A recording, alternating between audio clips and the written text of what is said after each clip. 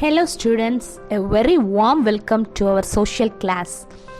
Today let us learn the very first lesson in history, that is sources of medieval India.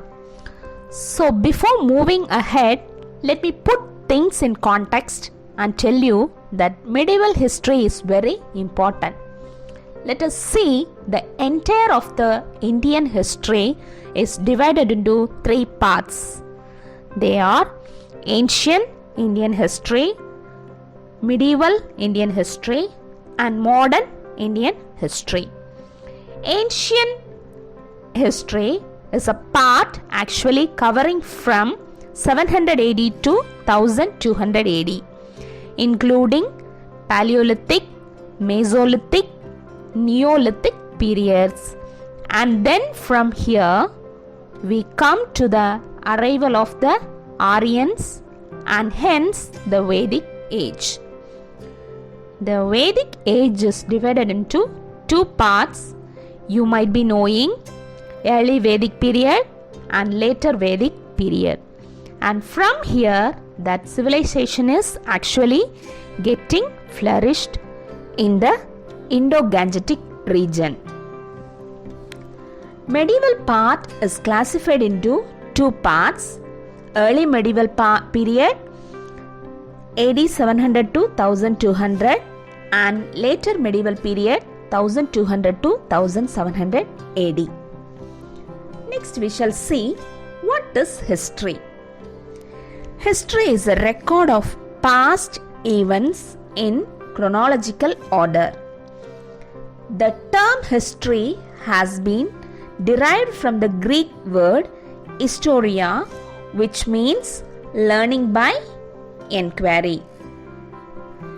Then we shall see the study of history. The study of history includes individuals, society, place, and time. These are important elements in the study of history because it helps us to understand the individual, people, and society and gives us data on how people and society lived at a particular time and particular place in the past. History must be based on authentic evidence and proof. Entering into the chapter, the sources of medieval India, it is divided into two parts. One is primary source, second one is secondary sources. Primary sources includes inscription, monuments, and coins. Inscription is nothing but writings engraved on solid surfaces such as rocks, stone walls, and metals. Monuments is otherwise known as a statue, building, or other structure erected to commemorate a notable person or an event, to recall and show respect. And coins. And the second one is secondary sources. It includes literary works, chronicles. Chronicles means record or a series of events. Travelogues, that means experiences of a traveler. Biographies, which means the course of a person's life. Autobiographies, an account of a person's life written by that person. See children, various types of lands gifted by the Chola kings are known from the inscriptions and copper plates. Example,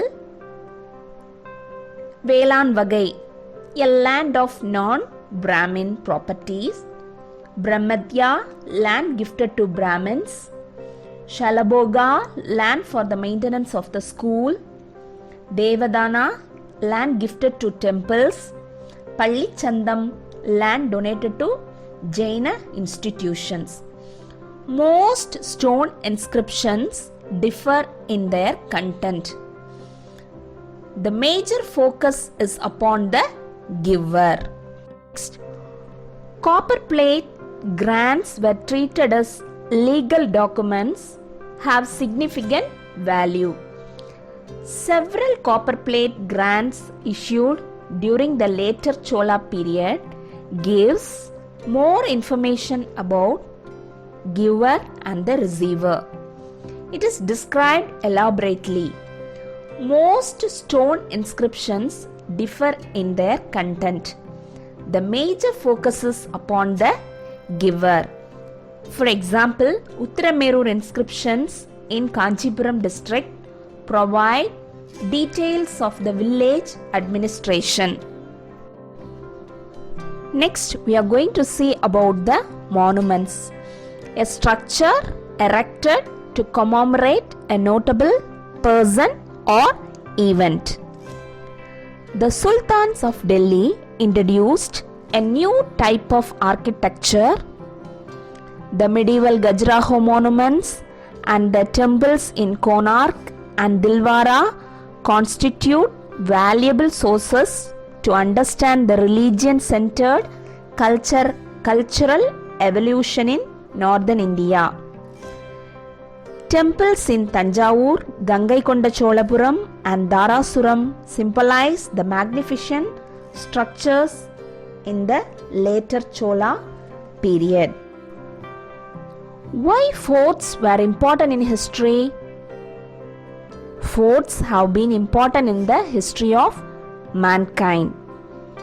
Forts of India are famous for their style, design and material used like marble or red sandstone. The style of architecture was known as corbelled style architecture. The important features of architecture was the use of the arc and dome. The materials used for constructing forts differ from region to region. The walls of the forts were often looked higher from the outside than inside. The walls were very thick. Stones were used. It is the most important material for building forts. The forts of historical importance are Agra Fort, Chittoor Fort, Gwalior Fort and Delhi Red Fort, as well as the fort of Dauladabad and Firoz Shah Kotla, and palaces in Jaipur, Jaisalmer and Jodhpur signify the greatness of the Rajput dynasty.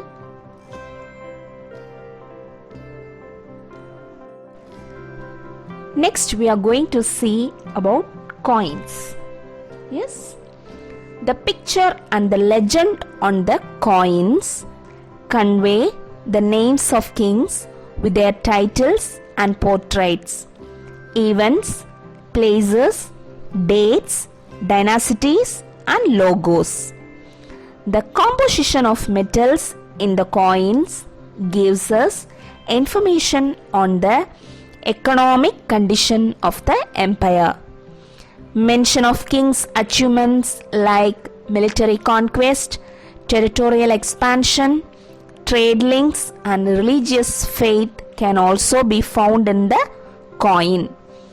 Muhammad Ghori had stamped the figure of goddess Lakshmi on his gold coins and had his name inscribed on it. So for example, look at the coins, children. I think you all know this is our 5 rupee coin.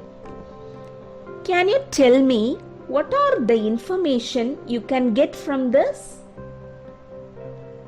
In this coin, we can see our emblem.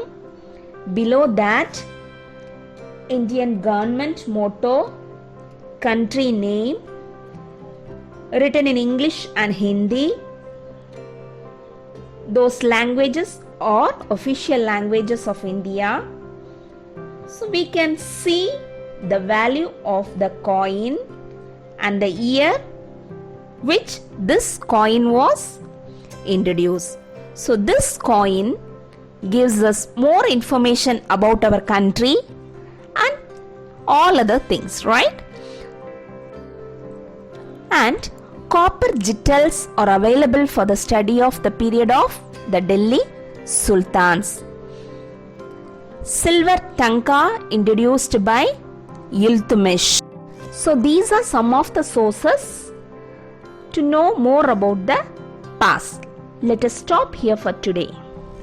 Thank you, dear children.